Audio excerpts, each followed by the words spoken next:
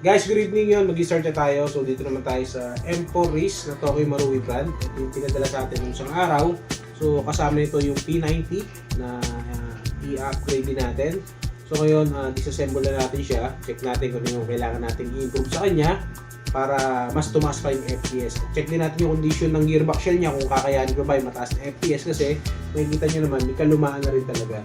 So, tingnan natin. Doon tayo sa set na hindi siya mababasa.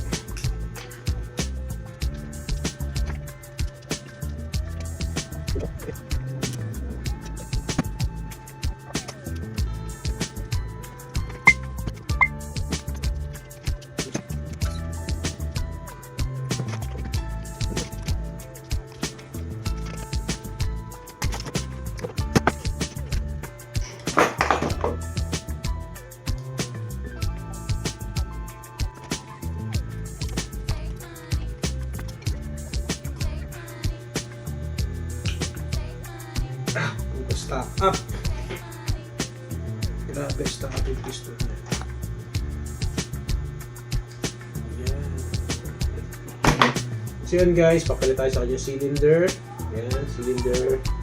Palit tayo, tapos piston body. Ayan. Piston head. Diba? Gears. Paldanayan natin yung gears.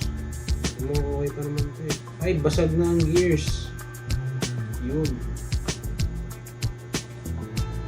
Ayan guys, may piraso na. So, close up ko yung camera para mas makita. Okay, Marui. So, papalitan natin unang-una syempre piston. Ayan, piston head. Cylinder, palit tayo cylinder. Nozzle. Diba? Gears. Akala ko nung una okay pa yung gears niya, pero nagulat ako dahil basag na siya. Yun o. Tama, ubos na yung ngipin o. Ito yung mga piraso ng ngipin niya. Ito. Yun. Yun, sure din. Wiring. Tapos, spring for FPS. Yun lang yung nakikita ko sa kanya. Then, half up rubber. Kasi matigas na yung half up rubber. Yun lang. Yun lang yung mga nakikita kong papalitan pa natin sa kanya.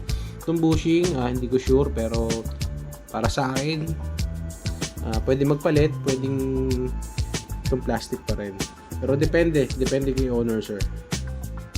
Guys, good evening. Update lang tayo dito sa Tokoy Marui M4 Race na ginagawa natin. So, nag-upgrade tayo sa kanya ng cylinder. Yung dati niya cylinder. Tapos, piston body, nagpalit tayo. So, nasa labay yung piston body. Ayan.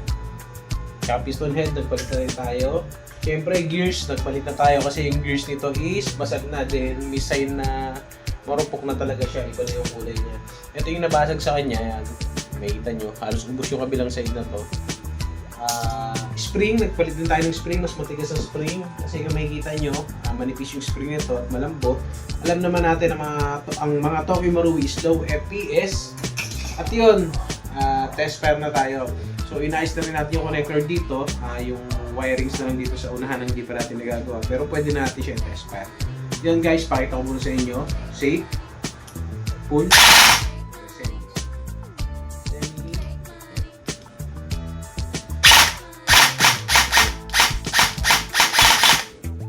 Hindi ko siya masakto kasi medyo matigas pa siya. Then hindi pa natin na-install sa receiver. Pero working yung semi nito, tsaka pull auto. So yun lang guys, reassemble muna natin para makita natin yung kabuuan ng rifle at ma-FPS check na rin natin. Guys, FPS check tayo dito sa Tokoy Marui M4 Race na ginagawa natin.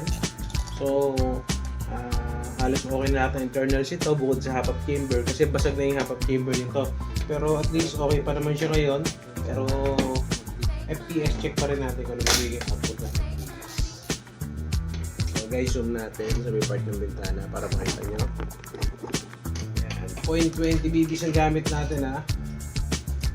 Ayan. 420 FPS. So, isa pa. 421. So guys, tataas pang FPS ito. Estimate ko rito nasa 450 to 470 FPS kapag nagpalit tayo ng half-up chamber. Kasi sa ngayon, hindi ko ma-adjust yung half-up niya. Basag na yung mga dial.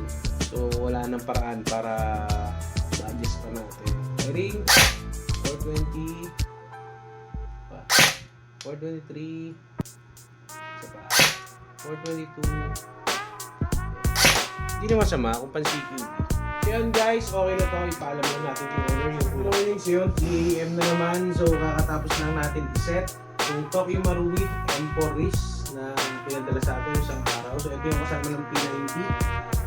Yun, medyo marami-rami tayong pinatan sa kanya kasi dala na rin ang kalumahan. So unang-una, since magtataas tayo ng FPS sa kanya, nagpalit tayo ng spring. Kasi kung mapapansin nyo, manipis lang yung spring yan. Then, nagpalit din tayo ng piston body. Siyempre, para mas matibay kasi hindi kakayanin ng piston na to yung matigas na spring na nilalagay natin.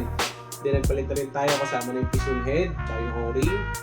Then, nagpalit na rin tayo ng nozzle. At syempre, yung hop-up rubber yan. Punit na, nagpalit na rin tayo yan. Then, ang isa pang pinalitan natin sa kanya is yung gears.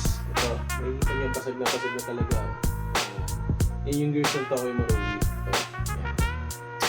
Then, next, ano po ba pinalitan natin? Cylinder. Nagpalit din tayo ng cylinder para mas tumaas yung FPS niya. So, yung mga pinalitan natin. Then, sa hop-up, ang kulang na lang nito talaga is hop-up chamber. Kasi yung hop-up chamber niya is yung ganito, yung 2-piece. Yung sinauna pa. Then, basag na rin yung gilid. Kaya, kung mapapansin nyo rito, wala na yung dial na iniikot para ma-adjust. Ayan, kasi basag na. Then, yun, ang FPS niya is ito na. Ayan. So yun guys, kung makikita nyo, nasa around 420. So kanina nagpo-430 FPS pa siya. Then ngayon is 420 FPS na lang siya. So possible to, ang talagang FPS ito once na napalitan natin ng hop-up chamber is around 470 FPS.